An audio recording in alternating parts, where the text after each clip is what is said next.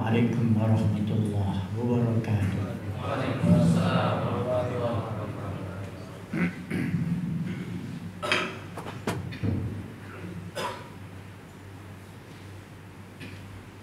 Allahu Akbar, Allahu Akbar. Allahu Akbar,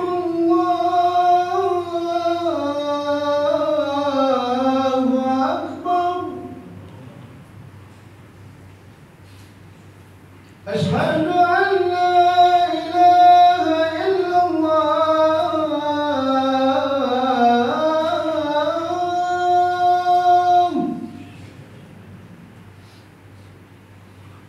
Asyhadu an la ilaha illallah.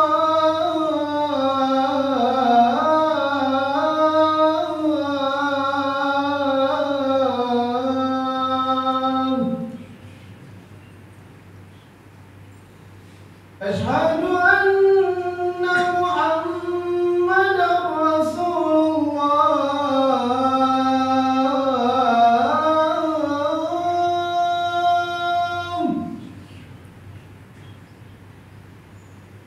أشهد أن محمدا رسول الله.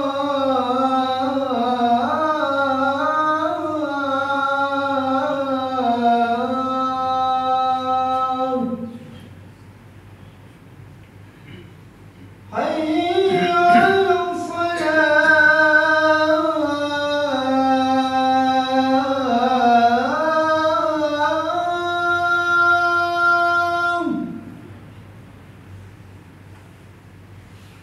حي على الصلاة.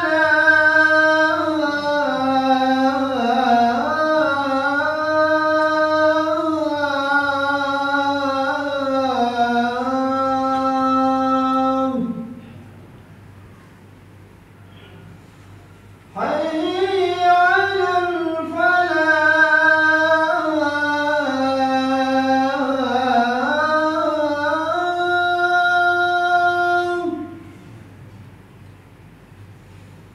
حي على الفلاح.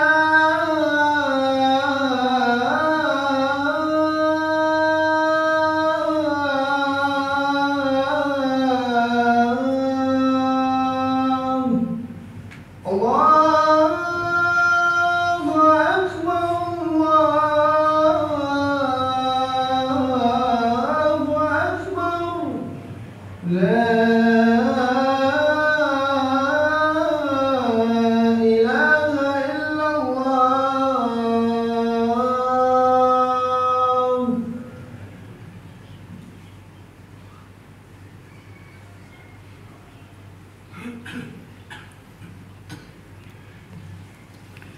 Innal hamdalillah nahmaduhu wa nasta'inuhu wa nastaghfiruh wa na'udzu billahi min shururi anfusina wa sayyiati a'malina. May yahdihillahu fala mudilla lahu wa may yudlilhu fala hadiya lahu. Asyhadu an la ilaha illallah wa asyhadu anna Muhammadan abduhu wa rasuluh. Qala Allah ta'ala fil Qur'anil azim, ya ayyuhan nas ittaqu rabbakumul ladzi khalaqakum min nafsin wahidah wa khalaqa minha zawjaha wa bassa minhuma rijalan katsiran wan nisaa. Wattaqullaha alladzi tasaaluna bihi wal arham, innallaha kana 'alaikum raqiba. Ya ayyuhallazina amanu taqullaha haqqa tuqatih wa la tamutunna illa wa antum muslimun.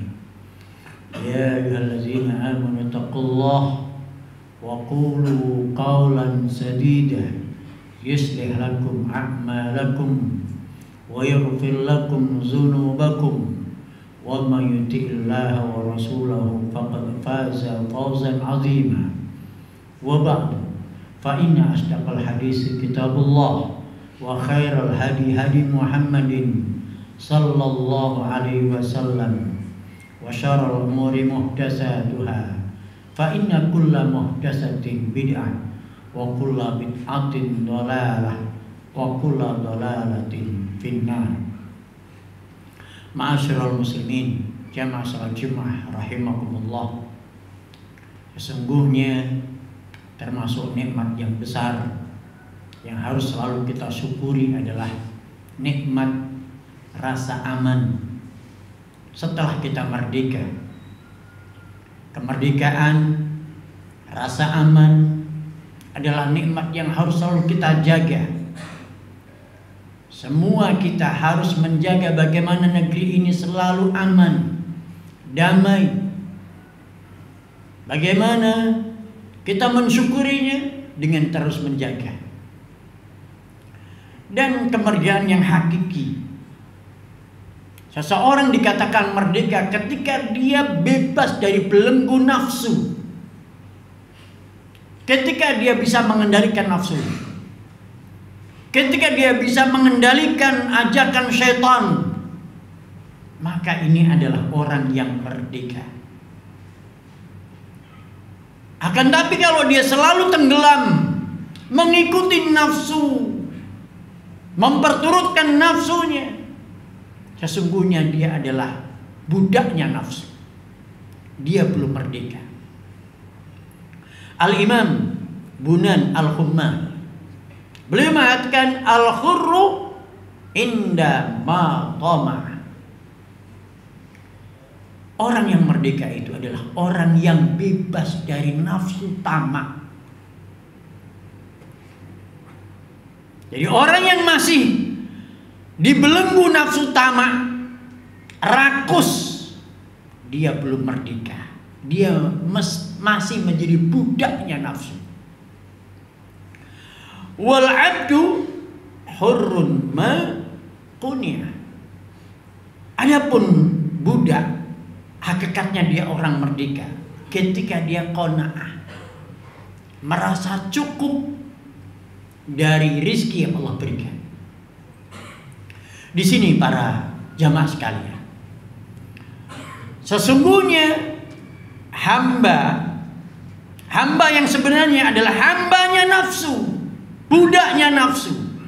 Akan tapi orang yang merdeka yang sebenarnya adalah orang yang selalu bisa mengendalikan nafsu. Ketika dia bisa mengendalikan nafsu amarah, dia selalu bisa mengendalikan amarahnya. Ketika amarah memancingnya, dia bisa mengendalikan tidak jadi marah. Maka dia telah membebaskan diri dari nafsu amarah. Ada nafsu makan, maunya makan terus, semuanya mau dimakan. Padahal dia sudah melihat berapa banyak orang akhirnya nggak boleh makan ini, nggak boleh makan itu, nggak boleh makan ini, nggak boleh, semuanya nggak boleh, semua harus ditakar. Karena sebab dulu dia memperturutkan nafsu makannya. Lihat, nafsu itu merusak dirinya, merusak badannya, penuh dengan penyakit. Karena nafsu makannya nggak terkendali.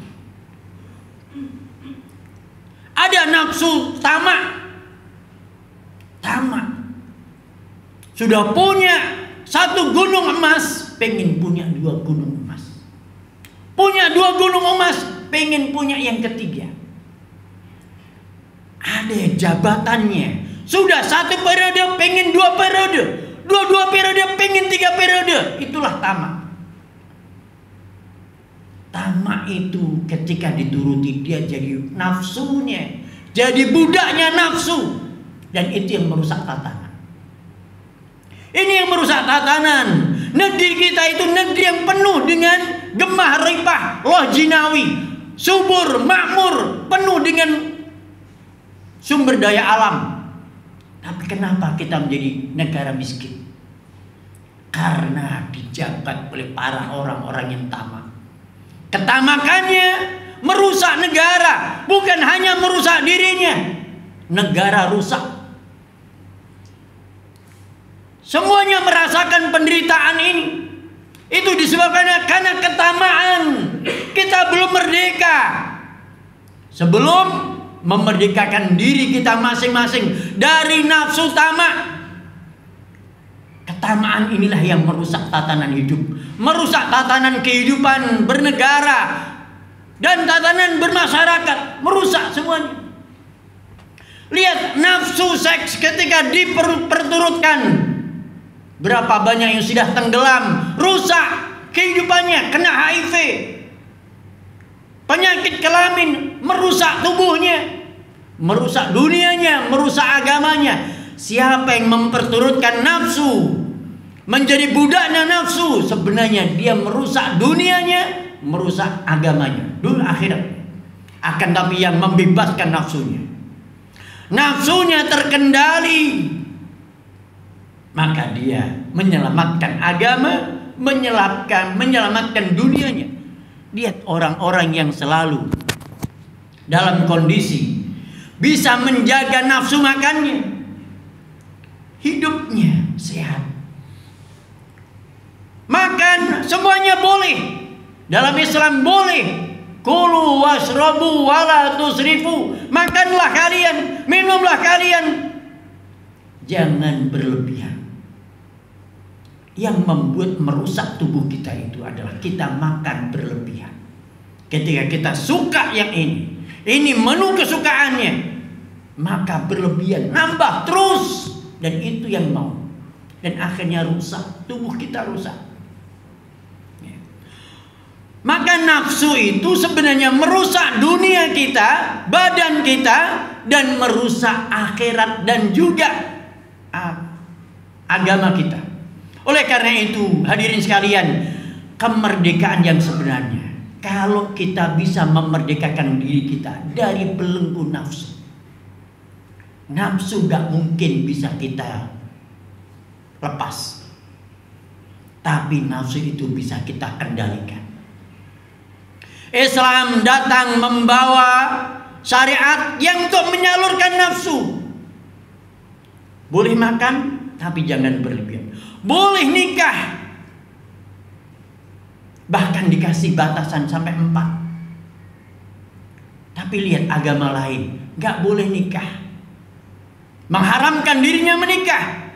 Padahal Allah berikan nafsu cinta kepada lawan jenis, gak ada salurannya. Apa yang terjadi? Rusak hidupnya, zina dilakukan. Tapi Islam membolehkan nikah untuk menyalurkan nafsu syahwatnya. Kita boleh memiliki harta, akan tapi ambillah yang halal, jangan berlebihan. Letakkan harta itu pada porsinya sesuai dengan kebutuhan kita. Jangan letakkan di dalam hati, letakkan di tangan. Kapan Allah minta, kapan Rasul minta, kita berikan. Harta kita, Allah berikan pada kita harta, bukan untuk kita kuasai dan untuk kita cintai, tapi harta itu untuk membeli surga, untuk membeli ridhonya Allah, untuk menolong orang lain. Itulah surga, itulah ridho Allah. Untuk membangun masjid, untuk membangun pondok pesantren, untuk membantu orang-orang yang gak mampu. Itu harta kita, Allah berikan pada kita harta untuk itu, untuk jadi ladang amal soleh kita. Jadi nafsu tidak mungkin kita bisa lepas, akan tapi kita disuruh mengendalikan. Kendalikan nafsu kita. Jangan sampai nafsu kita jadi nafsu yang liar. Kita udah puasa selama Ramadan 30 hari, tapi nafsu masih liar. Nafsu makannya masih liar, gak terkendali. Nafsu syahwatnya masih liar, gak terkendali. Tamaknya masih liar, belum terkendali. Apa artinya puasa itu? Hakikatnya puasa adalah untuk mengendalikan nafsu. Oleh karena itu, ini tarbiyah dari Allah Ta'ala, agar Allah memberikan pada kita pelajaran. Nafsumu akan terkendali ketika engkau sering puasa. Puasalah, di sana ada pengendalian nafsu. tarbiyah yang paling jitu untuk pengendalian nafsu adalah puasa. Oleh karena itu, para hadirin sekalian, kalau kita ingin merdeka, salah satu solusinya adalah jadi ahli puasa. Aqulu qouli hadza wa astaghfirullah lakum innahu huwal ghafurur rahim.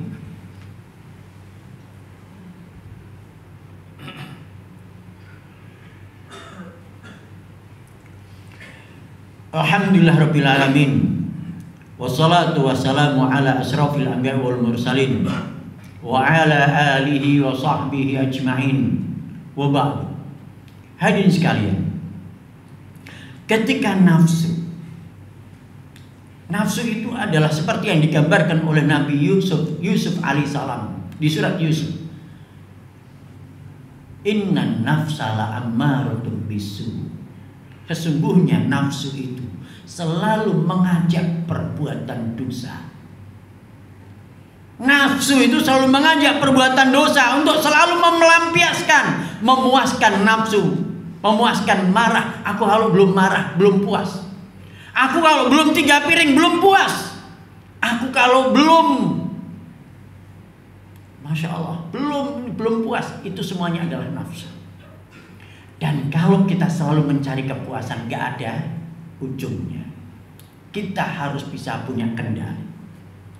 Di sana ada syaitan yang mendukung nafsu. Antara syaitan dan nafsu itu berkolaborasi, berkoalisi. Abadan nafsu dan syaitan selalu bersatu. Syaitan membisikkan, nafsu pun menginginkan. Akhirnya selalu tenggelam dalam nafsu. Dan inilah dua musuh kita yang menghalangi kita untuk mendapatkan ridhonya Allah. Kita berjalan hidup ini untuk menuju Allah Ta'ala, mendapatkan ridhonya Allah. Dan penghalangnya adalah nafsu dan syaitan. Dan kalau kita memperturutkan nafsu dan syaitan, kita menjadi budaknya nafsu dan syaitan, kita nggak merdeka. Kita akan jauh, gak sampai kepada Allah Ta'ala perjalanan hidup kita, tapi malah sampainya ke neraka jahim bersama iblis laknatullah alaih. Bagaimana kita bisa mengendalikan nafsu? Lihat bagaimana Rasulullah SAW mengajarkan pada kita untuk selalu berlindung kepada Allah dari syaitan dan nafsu. Kita sering mendengar para khatib mengatakan wa na'udzu billahi min syururi anfusina. Kami berlindung kepada Allah dari kejahatan nafsu kami. Demikian juga kita membaca pagi dan petang ayat-ayat yang menunjukkan perlindungan. Qul a'udzu birabbin nas, qul a'udzu birabbil falaq, qul huwallahu ahad. 3 qul itu dibaca setiap pagi dan petang. Itu menunjukkan apa? Kita adalah makhluk yang lemah. Kita butuh Allah yang melindungi, yang maha kuat. Kita butuh perlindungan Allah dari nafsu dan juga dari syaitan yang gak nampak. Kalau musuh nampak, mudah untuk kita perangi. Seperti penjajahan, ada penjajah Belanda, Jepang dulu, kita nampak di depan mata, mudah untuk merdeka, memeranginya. Tapi nafsu, musuh yang gak nampak, syaitan, musuh yang gak nampak, selalu mengiringi kita sesuai dengan hasrat keinginan kita. Itu yang berat. Maka kita butuh Allah Ta'ala. Kita butuh Allah Ta'ala, berlindung kepada Allah dengan membaca zikir pagi dan petang. Itu akan meruntuhkan nafsu, meruntuhkan bisikan syaitan. Belum lagi dengan maka kita menjadi ahli zikir pagi dan petang, zikir ba'da salat, waktu salat. Masya Allah, itu semuanya akan meruntuhkan nafsu kita, meruntuhkan bisikan syaitan. Belum lagi dengan selain menjadi ahli zikir, menjadi ahli ibadah tadi, sholat, menjadi ahli sholat, ahli puasa, membuat bisikan nafsu dan syaitan semakin lemah. kemudian menjadi ahli Quran, sering membaca Al-Quran, maka membuat setan lemah. Berapa banyak orang yang kesurupan, kena sihir, kena santet, diruqyah, dibacakan ayat-ayat Allah, setan keluar takut. Setan keluar kalah dengan bacaan zikir, dengan bacaan kalamullah, ayat-ayat Allah, dengan doa-doa dari Allah Ta'ala. Kalah, setan kalah. Semuanya akan kalah dengan zikir, dengan baca Quran, dengan doa, dengan ibadah. Maka wahai ibadullah, jadilah kita ahli ibadah, jadilah kita ahli zikir, jadilah kita ahli Quran. Maka kita akan bisa mengendalikan nafsu dan setan. Di sanalah kita akan jadi orang yang merdeka yang sebenarnya. Di sinilah ketenangan kita akan dapatkan. Berapa banyak orang yang gelisah hidupnya, gelisah, takut, khawatir. Kenapa? Itu karena sebab dosa yang dilakukan. Dosa itu sumber kegelisahan, sumber ketakutan, sumber kekhawatiran. Siapa yang selalu khawatir dalam hidupnya? Karena sebab dosa yang dilakukan.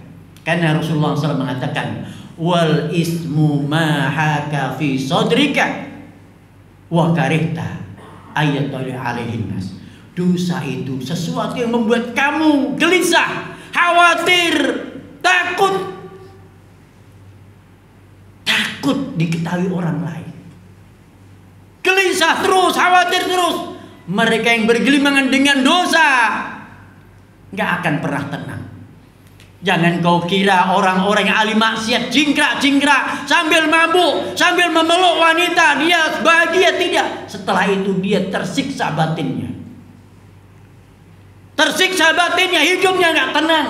Setelah itu dia gelisah, takut dihantui, kena HIV, takut ketahuan sama istri, takut ketahuan sama orang lain, takut menghantui hidupnya. Jangan kau kira para koruptor sana dia bahagia dengan korupsinya. Enggak, setelah itu dia akan gelisah, takut diketahui oleh KPK, takut nanti ketahuan.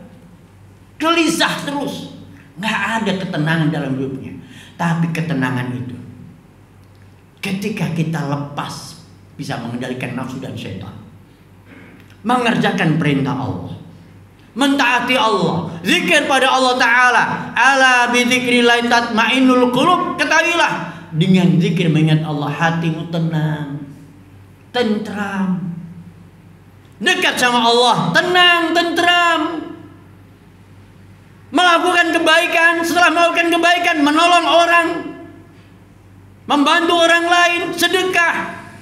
Albirru matma'anna bihil qalb. Kebaikan itu menenteramkan hati. Setelah kita berbuat baik, gak ada kegelisahan, gak ada kekhawatiran. Siapa yang ingin hidupnya tentram, ingin hidupnya bahagia, jadilah orang yang merdeka. Merdeka melepaskan dari belenggu nafsu. Nafsunya terkendali, semuanya. Dia boleh makan, boleh minum, dia boleh menikah. Akan tapi pada porsinya ditakar sesuai dengan aturan syariat. Inilah orang yang merdeka yang sebenarnya. Dia akan mendapatkan ketenangan, ketentraman. Lihat, kalau kita merdeka, kita tenang, tentram. Dalam diri kita, kalau masih belum tenang, belum tentram, dihantui rasa takut, masih dijajah oleh setan dan nafsu. Maka bebaskan diri kita dari nafsu dan setan itu dengan banyak zikir, banyak sholat, banyak puasa, jadi ahli ibadah, ahli Quran. 3 ahli ini. Maka kalau kita sering banyak zikir, jadi ahli zikir, banyak baca Quran, jadi ahli Quran, banyak ibadah, jadi ahli ibadah, fa insyaallah dia akan bisa mengendalikan nafsunya dan setan, dan akhirnya dia mendapatkan ketentraman, sakinah, mawaddah warahmah.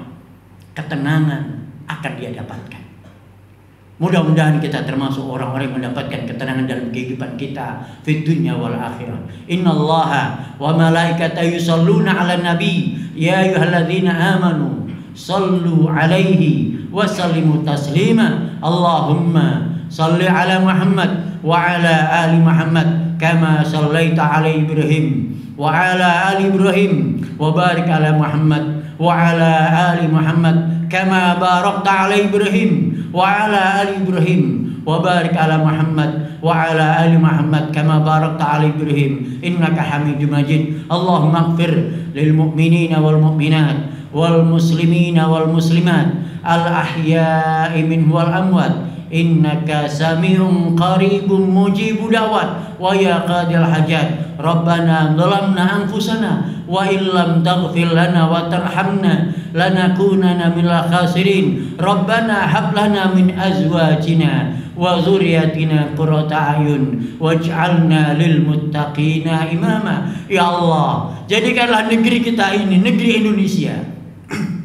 negeri yang aman dan tentram. Berikanlah pada kami ya Allah pemimpin yang mencintai rakyatnya dan dicintai rakyatnya, pemimpin yang adil, yang amanah, yang jujur, yang memakmurkan negeri ini.